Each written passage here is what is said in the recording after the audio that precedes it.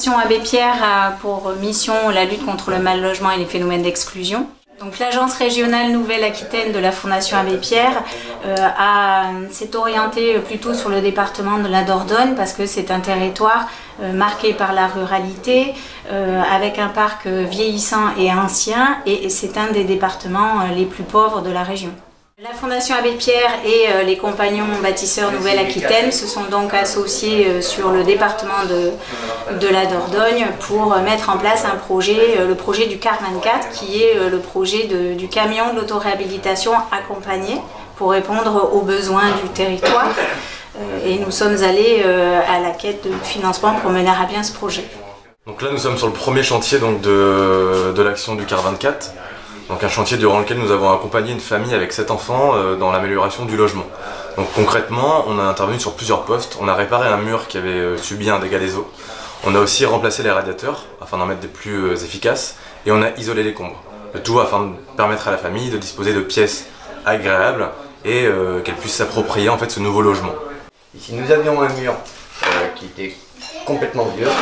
Donc on a complètement refait la surface en placo plâtre, pareil, montage, on a toilé en toile de verre, et puis pour faire bien dans les finitions, on a fait deux de couleurs, poste de plainte.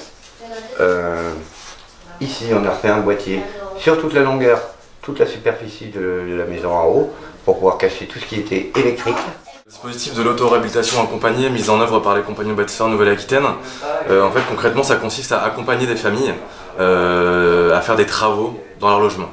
On ne le fait pas pour eux, on le fait avec eux. Le but est d'avoir un projet commun afin de mettre tout le monde à contribution et d'améliorer concrètement, techniquement donc, le logement existant, mais aussi aller sur des bonnes pratiques dans le logement. Des pratiques d'entretien, des bonnes pratiques au niveau des éco-gestes afin de réduire la facture d'électricité et de bien vivre dans son logement. On a eu un très bon animateur technique, Jean-Marc, qui nous a expliqué tout le b.a.-ba du métier et puis surtout tous les termes techniques ainsi que le pourquoi du comment on fait ça et puis pourquoi on le met en œuvre.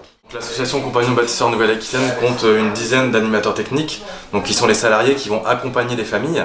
Ils sont le plus souvent accompagnés de bénévoles de l'association et de volontaires en service civique. Toutes les aides qui nous ont été prodiguées là, sur l'ensemble du bâtiment nous ont aidés à gagner en chaleur et en bien-être et en bien vivre surtout.